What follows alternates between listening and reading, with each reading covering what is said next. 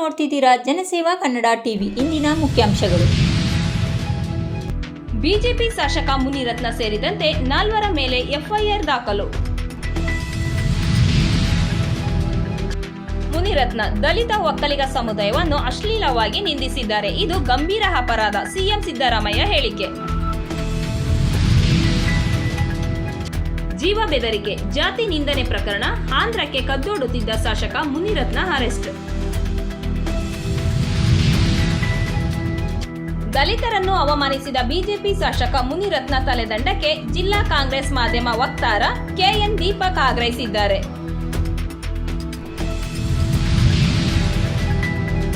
ಏಳು ರಾಜ್ಯಗಳಲ್ಲಿ ಮದುವೆಯಾಗುವುದಾಗಿ 77 ಮಹಿಳೆಯರಿಗೆ ವಂಚಿಸಿದ ನಾರಾಯಣನಾಥ್ ಬಂಧನ.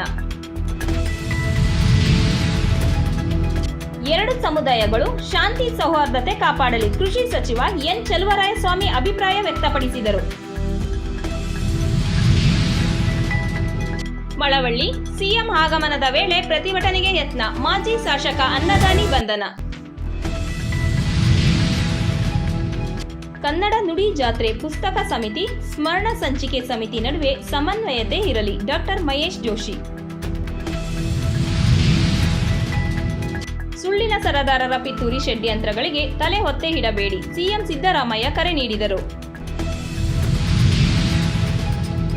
ಸುಪ್ರೀಂ ಕೋರ್ಟ್ ಮುಖ್ಯ ನ್ಯಾಯಮೂರ್ತಿ ಡಿವೈ ಚಂದ್ರಚೂಡ್ ಅವರ ಮನೆಯಲ್ಲೇ ನಡೆದ ಗಣೇಶ ಹಬ್ಬದಲ್ಲಿ ಭಾಗವಹಿಸಿದ ಪ್ರಧಾನಿ ನರೇಂದ್ರ ಮೋದಿರವರು.